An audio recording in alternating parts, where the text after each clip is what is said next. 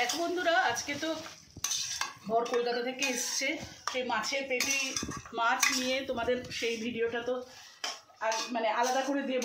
এখন একটুখানি যতটুকু আসে দেখাচ্ছি। আর দেখো আজকে রান্না করেছি ইলিশ মাছ, কালো জিরে বেগুন দিয়ে ঝোল, আর আছে ডাল পোস্ত, আর আছে তোমার ফুলকপি আলুর তরকারি। আর এখানে দেখো লতি করছি।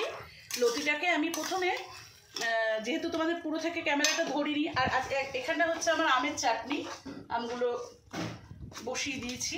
আর দেখো লতিটাতে আমি যেমন করে করি, প্রথমে তোমার কালো জিরে, শুকনো লঙ্কা, কাঁচা লঙ্কা এগুলো ফোড়ন দিয়ে আমি প্রথমে করেছি, পেঁয়াজটা ভেজে নিয়েছি। পেঁয়াজটা যখন ভালো করে ভাজা হয়ে গেছে, খানিকটা ভাজার পরে তারপরে আমি এখানে রসুনটা কিন্তু থেতো করে সেটাও পেঁয়াজের সাথে দিয়ে ভেজে নিয়েছি। নেবার পরে লতিটা যেহেতু জল একটু স্লাইড ভাপিয়ে জলটা ফেলে দিয়েছিলাম, একটু সাইড নুন দিয়ে আর একটু লেবুর রস দিয়ে লতিটা কিন্তু আমি করেছিলাম, তোমার ভাপিয়ে নিয়েছিলাম আগে। তো এরপরে আমি কি করলাম, যখন আমার পেঁয়াজ রসুনটা ভাজা ভাজা হয়ে গেল, আমি যেভাবে করি সেটাই তোমাদের বলছি। একটু আদা রসুন দিলাম, একটু আদা বাটা দিলাম, একটু ধনে গুঁড়ো দিলাম, একটু জিরে গুঁড়ো দিলাম, একটু লঙ্কা গুঁড়ো দিলাম, একটু হলুদ গুঁড়ো দিলাম, আর চিনি নুন তো যেরকম পরিমাণ মতো দেওয়ার সেটা দিয়েছি।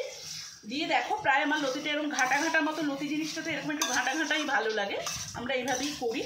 একটু স্লাইড জল এখানে, এই যে একটু এই কষার জল, এই যে মশলার জল একটু দেবো, কেন একটু মশলা দিয়ে কষছিলাম যেহেতু এতক্ষণ, আমার কষাটা প্রায় হয়েই গেছে। এবারে একটু জল দিয়ে, কেউ কেউ একটু সর্ষে বাটা দেয়, কিন্তু আমরা না একটু সর্ষে বাটাটা অ্যাভয়েড করি, কেন সবাইয়েরই পেট রোগা, সেই জন্য সর্ষেটা আমি দিলাম না। যেহেতু পেঁয়াজ রসুনটা দিয়েছি না, তার সঙ্গে আমার মনে হয় ঠিক সর্ষে বাটাটা যায় না।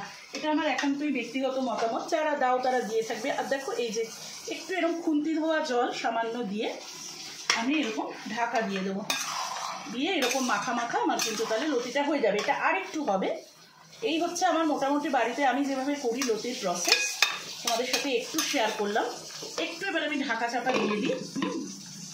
আর এখানে তোমার যেটা করেছি, আমটা আমি চাটনির ক্ষেত্রে বন্ধুরা সবসময়ই আমটাকে আগে সেদ্ধ করে নিতে প্রেফার করি। প্রথমে একটু মাইক্রোওভেনে মিনিট 6-7 একটু স্লাইড নুন দিয়ে আমি সেদ্ধ করে নিয়েছিলাম। তারপরে যেটা করলাম, আমি এখানে আমার না সব করা অ্যাকচুয়ালি, এত রান্না সকাল থেকে করেছি, সব মানে ভর্তি ভর্তি হয়ে আছে, মাজা হয়নি বলে এই প্যানেই আজকে বাধ্য হয়ে চাটনিটা করছি।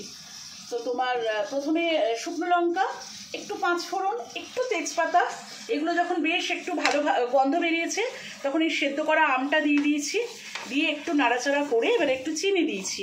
আর এই যে বন্ধুরা একটু গ্রেভি গ্রেভি দেখছো, দাঁড়াও তোমাদের একটু তুলে দেখাই। এই দেখো, এই যে এরকম একদম সেই জেলি জেলি মতো, এই অবস্থাতেই কিন্তু আমি নামাবো। খালি একটু চেক করব যে চিনি আর লাগবে কিনা।